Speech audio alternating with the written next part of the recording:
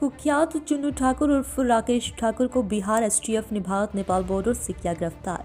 बिहार की टॉप 10 अपराधियों की लिस्ट में शुमार चुन्नू ठाकुर उर्फ राकेश ठाकुर को बिहार एसटीएफ व बिहार बगहा पुलिस की संयुक्त टीम ने भारत नेपाल के बॉर्डर से गिरफ्तार कर लिया।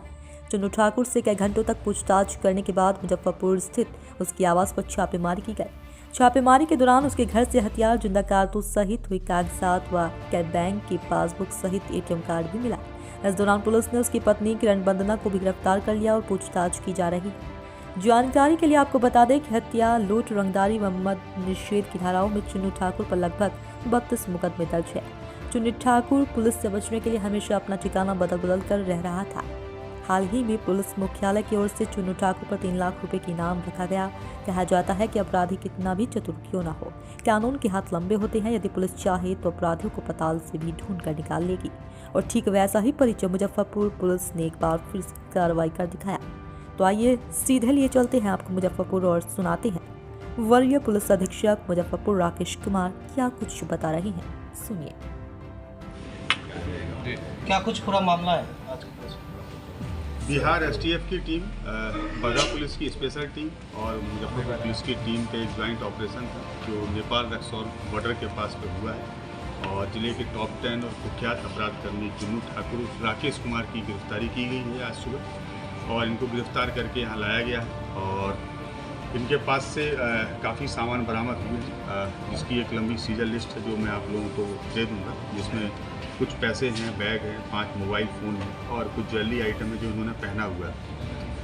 चुन्नू ठाकुर उर्फ राकेश कुमार का एक लंबा आपराधिक इतिहास है। कुल 32 केस इनके ऊपर है और जिसमें से लगभग 4 केस में अभी हम लोगों के पास में वांछित हैं और जो हम लोग के अन्य सीमावर्ती ज़िले हैं वहाँ भी कई केस में वांछित हैं, जिसकी सूचना हम लोग अभी संग्रहित कर रहे हैं। आज दिन भर की लंबी पूछताछ के उपरांत इनके घर पर भी एक डिटेल सर्च किया गया है, जिसमें एएसपी टाउन और डीएसपी साइबर जो महिला पदाधिकारी हैं उनकी टीम थी। और इस पूरे सर्च के दौरान उनके घर से भी बहुत सारे एटीएम कार्ड्स हैं, डेबिट कार्ड्स हैं, यूनियन बैंक के पासबुक हैं, चेक बुक्स हैं, काफ़ी ब्लैंक चेक्स हैं, कई लोगों के प्रॉपर्टी के डॉक्यूमेंट्स हैं जो दूसरे लोगों के नाम से, कई सारे बसेस के चालान हैं और कई सारे बसों का हिसाब है, जिससे प्रथम दृष्टया ऐसा लगता है कि वो शायद जो है लेवी या रंगदारी के रूप में पैसा रहा होगा।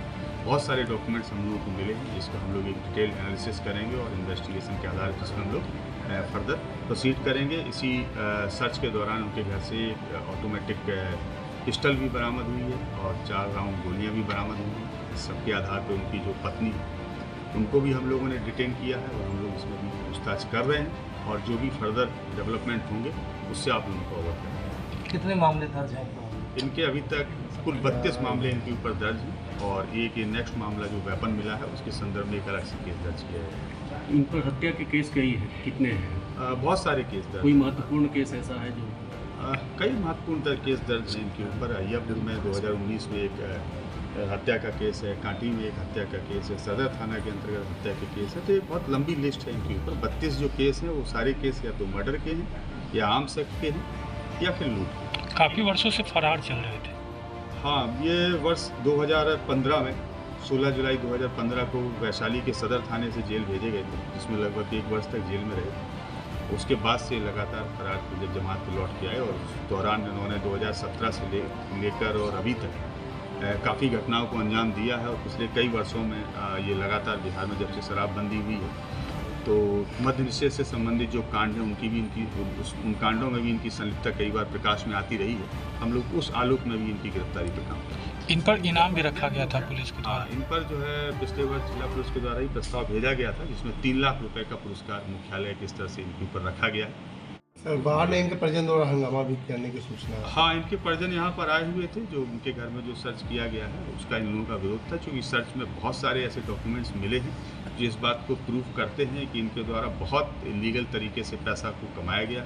और हम लोगों के इन्वेस्टिगेशन में अब इनकी जो संपत्ति है वो भी अनुसंधान के दायरे में होगी और इनके द्वारा जो जो प्रॉपर्टी बनाई गई है, इसके अलावा जिन जिन लोगों के ATM card, debit card, passbook या चेकबुक हम लोगों को घर पे मिले हैं, अब हम सब उन सब के ऊपर भी अपना अनुसंधान करेंगे। प्रॉपर्टी कब्जा वगैरह का भी शिकायत काफ़ी मिल रही थी। कई प्रॉपर्टी के डॉक्यूमेंट्स मिले हैं तो लेटर अनुसंधान में पता लगेगा कि वो प्रॉपर्टी के डॉक्यूमेंट्स किनके हैं और कैसे इनके घर पर आए और किस उद्देश्य से वो डॉक्यूमेंट्स इनको दिए गए। तो यही रखा जाएगा या बाहर भेजा जाएगा जी? नहीं, अभी तो इनको यही माननीय न्यायालय में अग्रसारित किया जाएगा और उसके बाद में फिर हम लोग डिसीजन लेंगे। चूँकि ये गोपनीय प्रक्रिया है, इसलिए इसको डिस्क्लोज करना उचित नहीं है।